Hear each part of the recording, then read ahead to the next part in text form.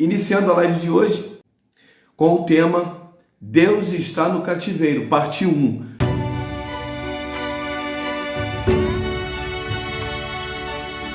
Como nós anunciamos, nós dividimos essa mensagem em 4 partes, parte 1, parte 2, 3 e 4, e vamos iniciar essa parte 1 hoje, dia 3, a parte 2 no dia 10, no dia 17 nós não vamos ter live por causa da IBF, da nossa igreja, e no dia 24 retomamos a parte 3, e no dia 31 fechamos essa série de mensagens com a última parte, que é a parte 4. Amém? Então, hoje nós iniciamos a parte 1, que eu separei o livro de 2 Reis, capítulo 24, versículo 12, até o 16, diz assim, a palavra do nosso Deus o Eterno. Acompanha comigo se você tiver com a Bíblia.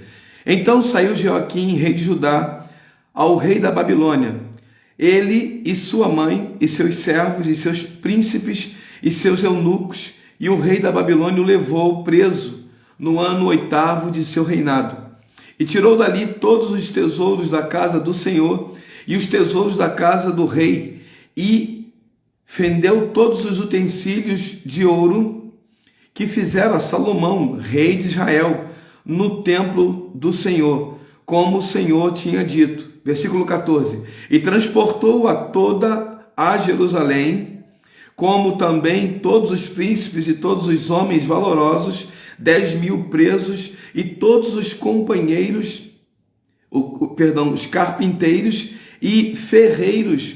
Ninguém ficou, senão o povo pobre da terra.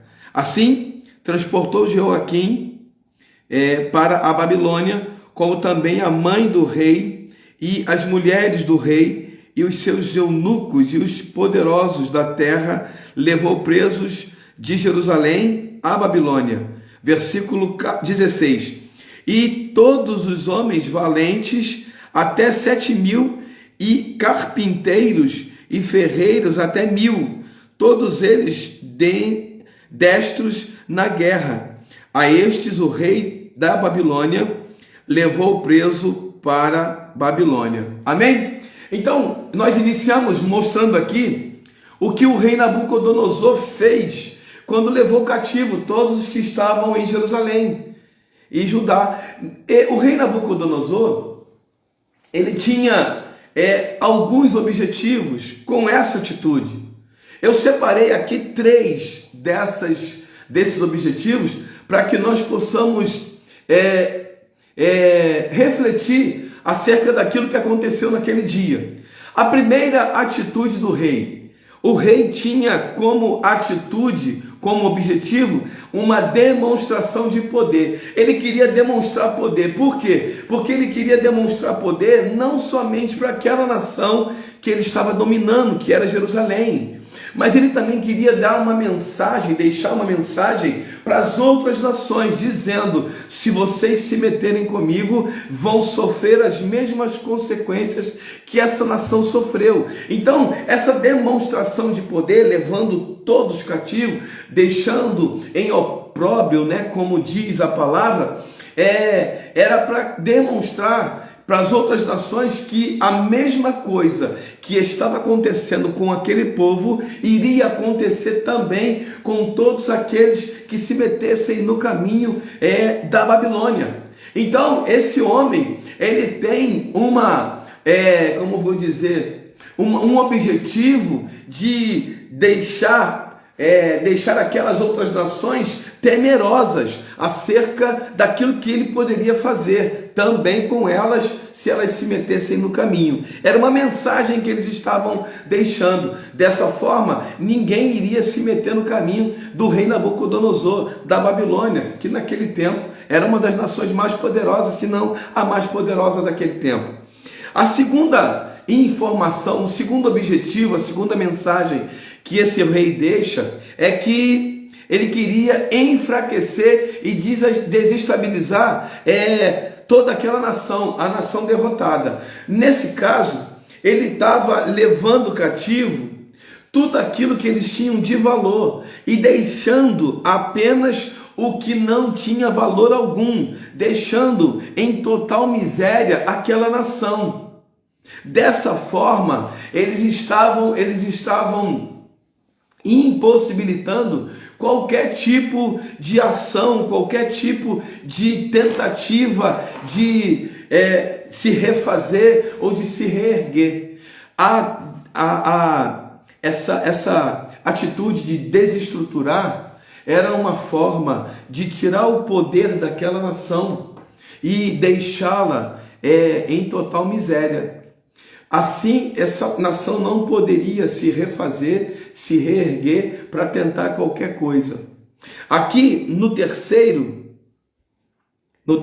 objetivo, utilizar essas habilidades que nós lemos aqui. Eles levaram os carpinteiros, os ferreiros, os nobres, levaram as pessoas de mais influência e de mais importância para qualquer nação. Dessa forma, o rei Nabucodonosor iria utilizar todas essas habilidades que haviam em Jerusalém para não só reforçar ou trazer mais poder, mas também mais aparelhamento para o seu reino.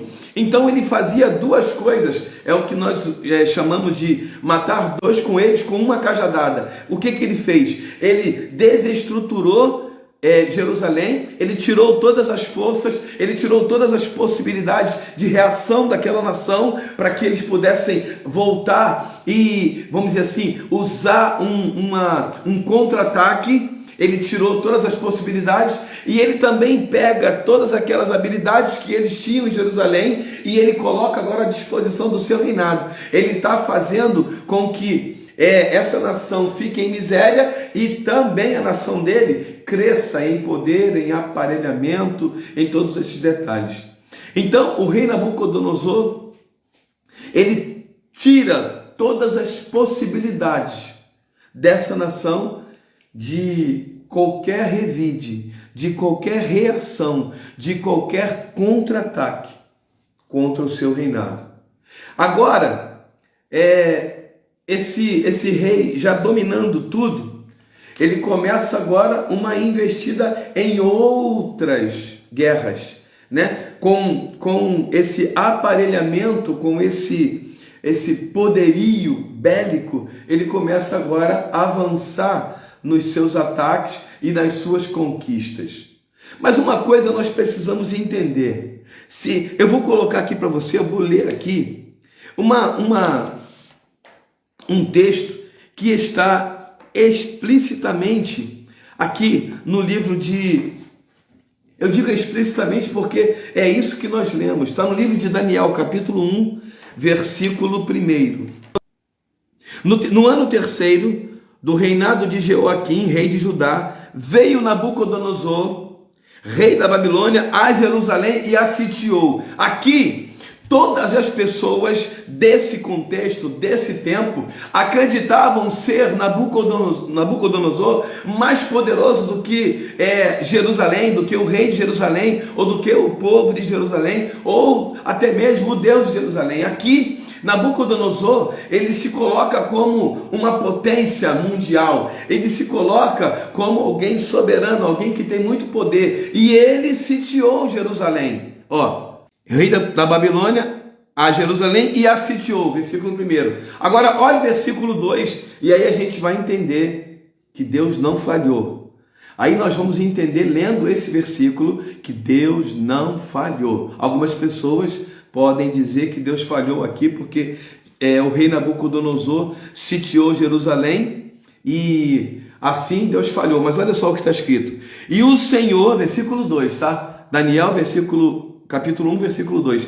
E o Senhor entregou nas suas mãos a Jeoaquim, rei de Judá, e uma parte dos utensílios da casa de Deus, e ele os levou para a terra de Siná, para a casa do seu Deus, com letra minúscula, e pôs os utensílios na casa do tesouro do seu Deus, também com letra minúscula. Aqui nós entendemos que o rei Nabucodonosor não foi mais poderoso do que o Deus de Israel. Aqui nós entendemos que Deus, a partir de uma desobediência, idolatria e tantas outras coisas que esse povo havia cometido, o povo de Deus, ele entrega nas mãos do rei Nabucodonosor. Deus não falhou. O rei Nabucodonosor não foi mais poderoso. O rei Nabucodonosor não venceu a batalha. Ele recebe de Deus essa cidade. Ele não vence a batalha. Deus entrega nas mãos dele. Você consegue entender? Então Deus não falhou. E no cativeiro, nesse cativeiro que esse povo está vivendo, eles encontram algumas oposições. E eu e você vamos encontrar dentro do nosso cativeiro oposições que se levantarão, tentando falar para nós, tentando falar para mim e para você que é o fim, tentando dizer que nós não vamos conseguir, que vamos sucumbir a essa adversidade, a esse cativeiro, seja ele qual for, financeiro, emocional, familiar, no casamento, seja ele qual for o cativeiro. As oposições que se levantam dentro desses cativeiros que porventura nós estejamos vivendo, eles tentam dizer para nós que é o fim, eles tentam dizer para nós que nós não vamos conseguir, que vamos sucumbir. O povo de Deus também viveu. Ele viveu aqui, eu separei 3 oposições nesse cativeiro. Eu separei aqui 3 oposições. A primeira delas, 2,14, diz aqui, ó: então Daniel falou avisada e prudentemente a Arioque, capitão da guarda do rei, que tinha saído para matar os sábios da Babilônia. Aqui Daniel enfrenta os cativos, Mas Daniel especificamente enfrenta a primeira oposição. Qual foi a oposição? Um decreto drástico em que iria matar todos os sábios, porque eles não haviam tido êxito na tentativa de decifrar o sonho do rei. E aí Daniel se coloca na frente deles e pede para Arioque não fazer isso. Olha, a primeira oposição que ele vive, ele se coloca diante de um homem que tinha a ordem do rei de exterminar todos os sábios. E Daniel fala: não faça isso. Deixa primeiro eu orar ao Senhor essa noite. Presta atenção. As oposições que se levantam na nossa vida, no meio do cativeiro, elas são desafiadoras. Elas são oposições que tentam dizer para nós que não vai ter jeito, que é o fim. Então, nesse momento, Daniel viveu a mesma situação. Daniel vive uma oposição que tenta dizer que é o fim. A ordem de Arioque, dada pelo rei, era para exterminar todos os sábios, todos eles. E Daniel entra na frente e fala assim: não faça isso. Daniel se coloca no meio deles. A segunda oposição, a estátua que se levanta. No capítulo 3, versículo 5, diz assim: quando ouvides o som da buzina, do pífaro, da harpa, da sambuca, do saltério, da gaita de foles e de toda sorte de música, vos prostrareis e adorareis a imagem de ouro que o rei Nabucodonosor tem levantado. Nesse momento, a segunda oposição se levanta dentro do cativeiro. Se não bastasse a situação dramática, difícil que esses homens e mulheres estavam vivendo no cativeiro, agora se levantam oposições. A segunda oposição é a construção de uma estátua gigantesca de mais de 3 metros de altura, toda de ouro, que demonstrava oponência, demonstrava poder para as outras nações. Essa estátua era vista de todos os lugares, de vários lugares ao redor do reino da Babilônia. E a intenção do rei Nabucodonosor era justamente mostrar seu poder a essas nações, para que elas entendessem que não era páreo para a Babilônia. E no meio desse decreto, ou melhor, no meio das pessoas que iriam se prostrar diante dessa estátua após ouvir o som de todos esses instrumentos, sejam eles de sopro ou de percussão, todos esses instrumentos aqui, após serem tocados, as pessoas deveriam se prostrar adorando a imagem que o rei Nabucodonosor construiu. E você conhece a história. 3 homens, eles se negam, 3 jovens se negam a se prostrar. E o rei se levanta dizendo: Sadraque, Mesaque e Abednego, pode ser que vocês não tenham entendido, mas assim que tocar os instrumentos, vocês precisam se prostrar, e eu vou mandar trocar de novo. Aí eles se levantam dizendo: ó rei, capítulo 3, versículos 17 e 18, ó rei, fica sabendo que o Deus que nós servimos pode nos livrar. Mas se ele não fizer isso, nós continuaremos servindo a ele e não nos curvaremos, não adoraremos a essa estátua. A posição desses jovens era de total confiança, de confiança incondicional no Senhor. A confiança desses jovens não estava na condição de Deus os salvar da fornalha. A confiança desses jovens estava na total incondicionalidade. Eles não estavam esperando acontecer algo para confiar no Senhor. Eles confiavam no Senhor, mesmo que tudo ali desse errado, mesmo que eles não fossem salvos da fornalha, como não foram salvos da fornalha.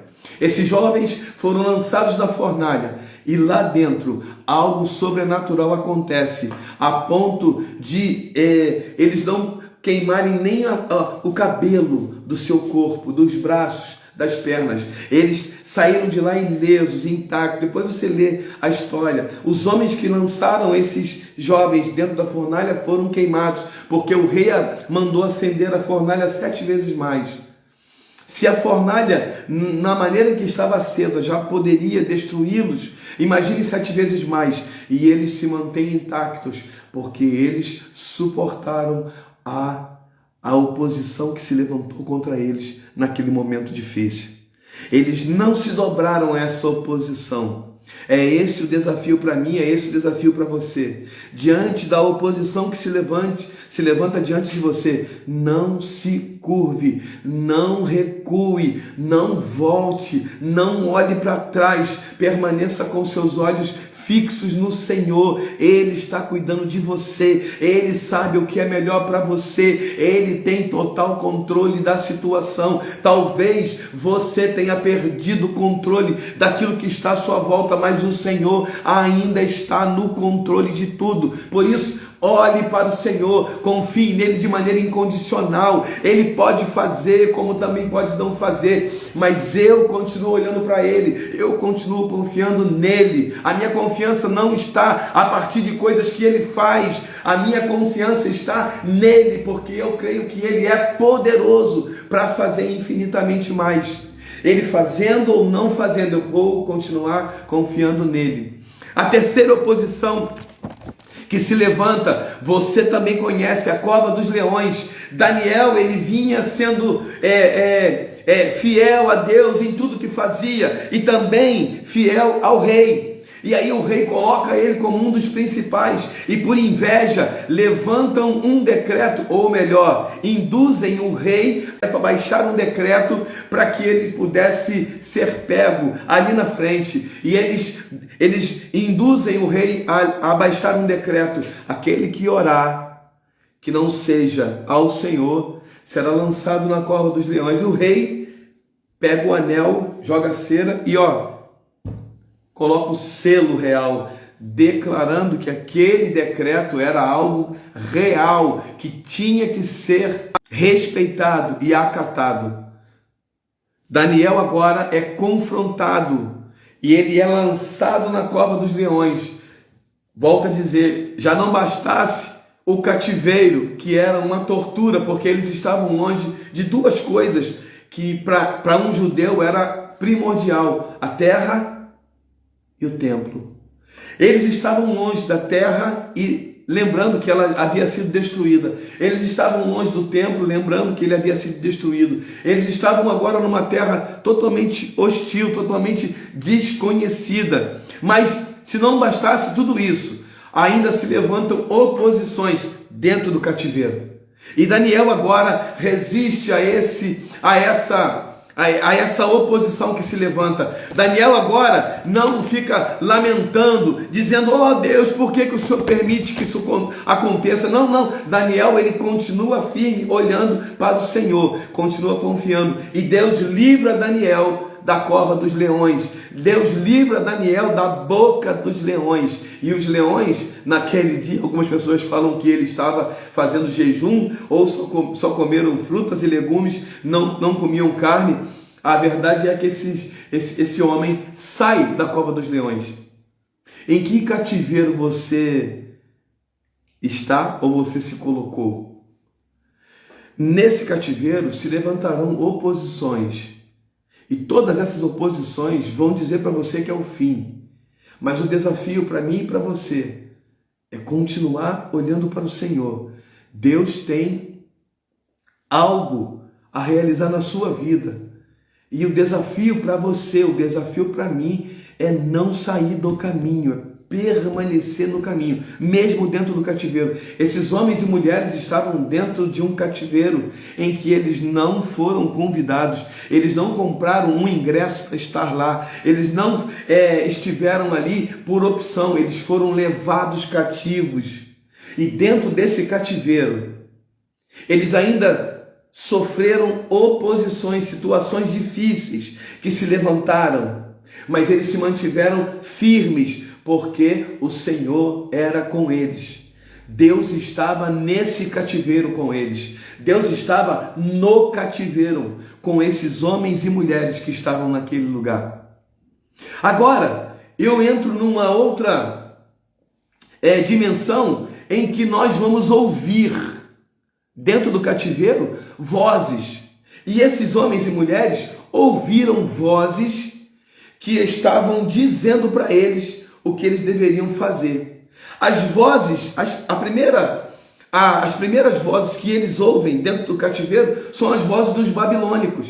Eles adoravam a outros deuses, eles serviam a outros deuses, eles faziam coisas e tudo que eles falavam como sendo o certo, aquilo que deveria ser seguido. Mas os homens e mulheres que foram levados de Jerusalém, de Judá, e estavam cativos ali naquele lugar, eles tinham duas opções: ouvir as vozes dos babilônicos ou continuar ouvindo a voz de Deus, porque Deus estava no cativeiro com eles.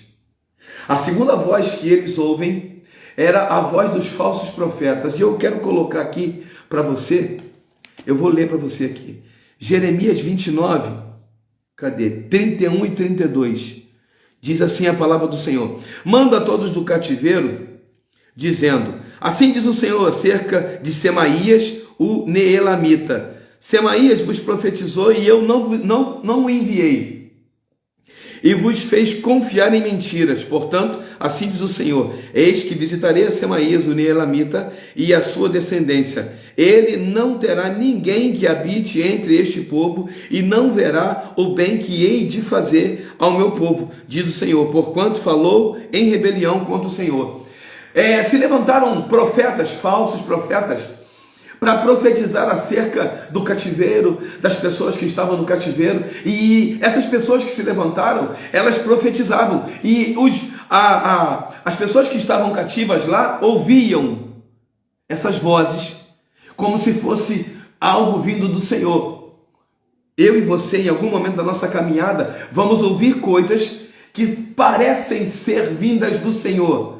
O desafio para mim é saber qual é a voz que nós vamos ouvir, qual é a voz que nós vamos dar crédito, a voz que parece ser a voz que vem do Senhor ou a voz que é a do Senhor. Na dúvida, fica com a Bíblia, fica com a Bíblia. Esses homens e mulheres, eles ouviam mensagens, profecias que não eram as mensagens vindas do Senhor. Quando um profeta, que é aquele que recebe de Deus e envia para o povo, quando o profeta recebia algo de Deus, ele iniciava o texto, a frase, as palavras dessa forma: assim diz o Senhor. A partir desse momento, não eram palavras do profeta, mas sim palavras vindas do Senhor. As palavras que saíam da boca desse profeta eram palavras especificamente do Senhor. Não eram palavras desse profeta, daquela pessoa que falava. E esse homem falava mentirosamente. Ele dizia: assim diz o Senhor, quando Deus disse assim: eu não disse nada. A mesma coisa disse Ananias lá atrás: o cativeiro vai demorar pouquinho.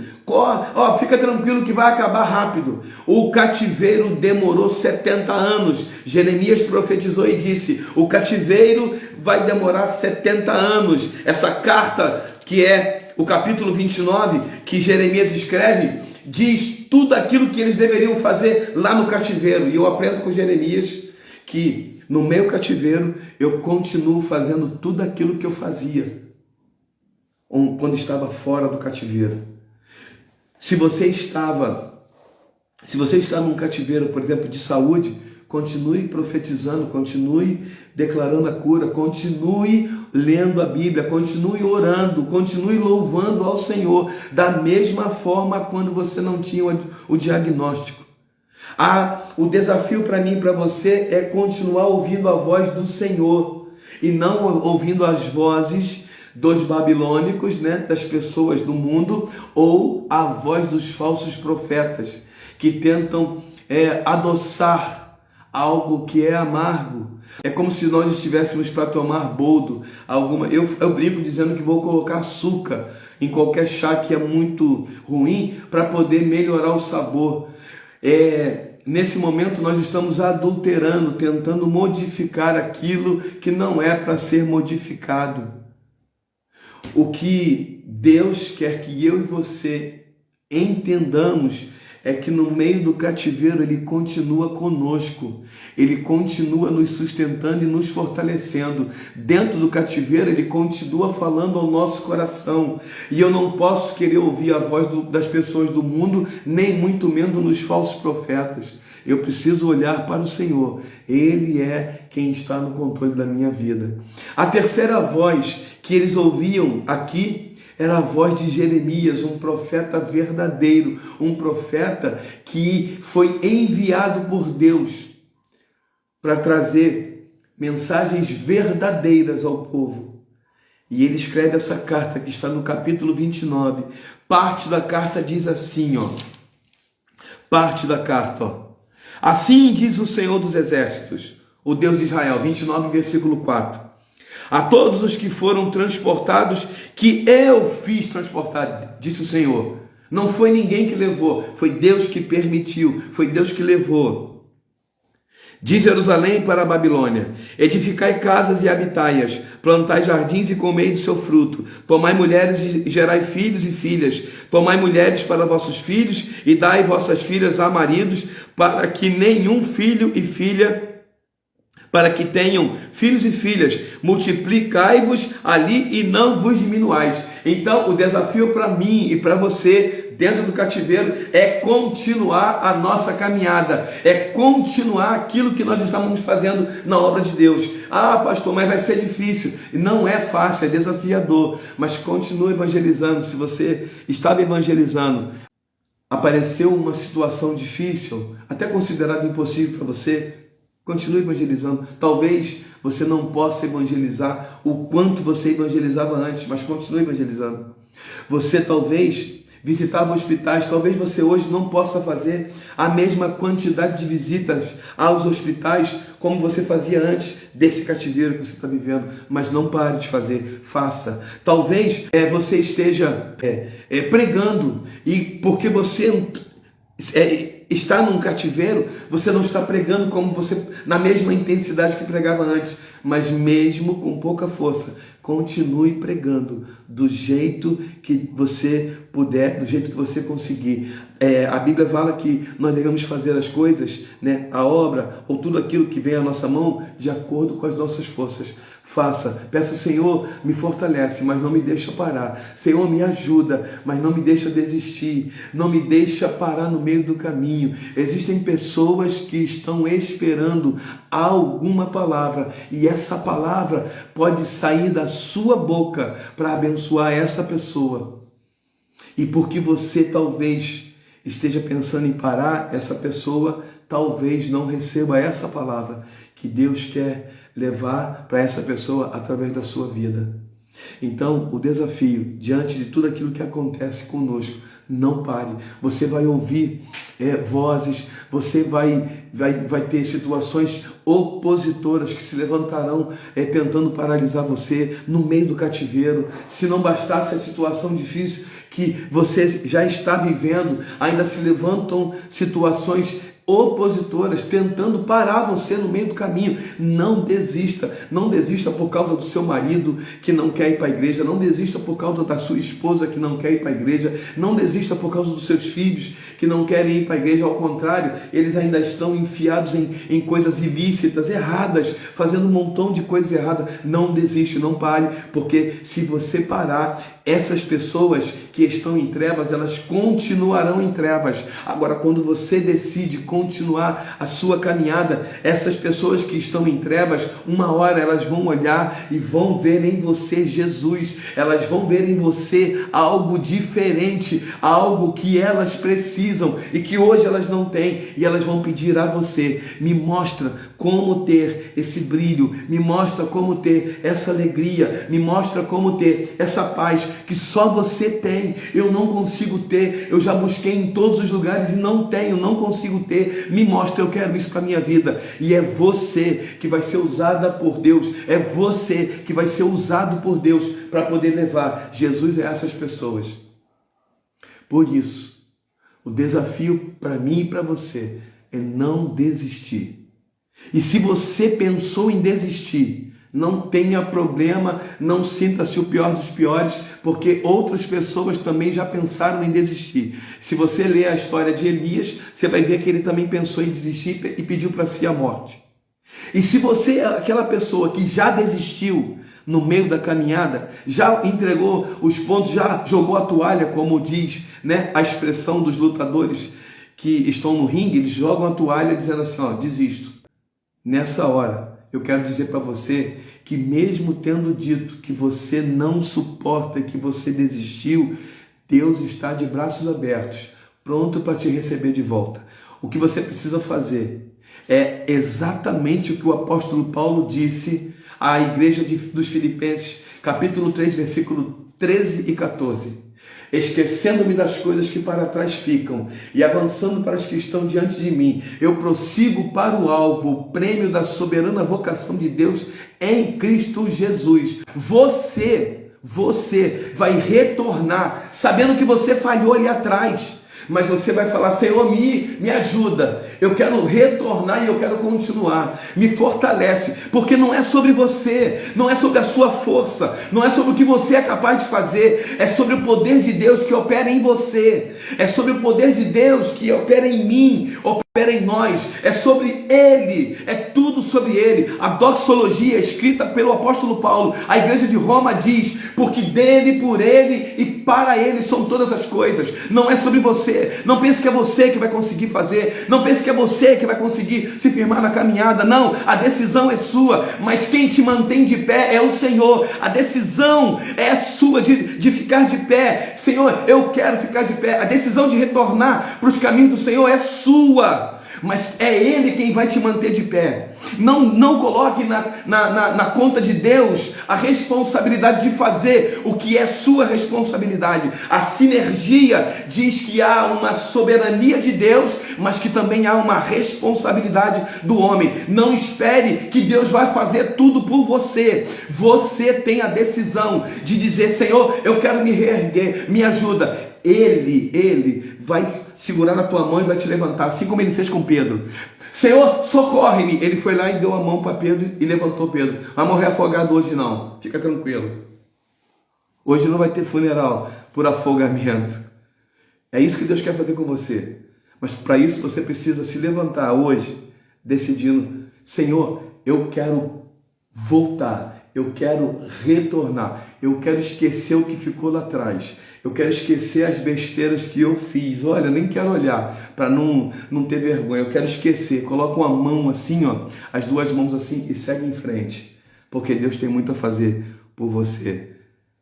Através de você, Deus vai alcançar muitas pessoas. Através de você, Deus vai alcançar a tua família. Através de você, Deus vai alcançar os teus amigos no trabalho, na faculdade, na escola, na sua vizinhança, em tantos outros lugares que Deus vai levar você. Mas para isso você precisa se levantar. Você não é perfeito, você não é perfeita. Em algum momento você vai falhar com pessoas, você vai falhar com a sua família, pode ser. Mas mesmo falhando, Deus conhece a tua limitação. Mesmo falhando, Volte-se para o Senhor e diga: Senhor, eu não consigo sozinho, me ajuda. E segue em frente. E vai ser feliz. Amém? Deus abençoe a tua vida.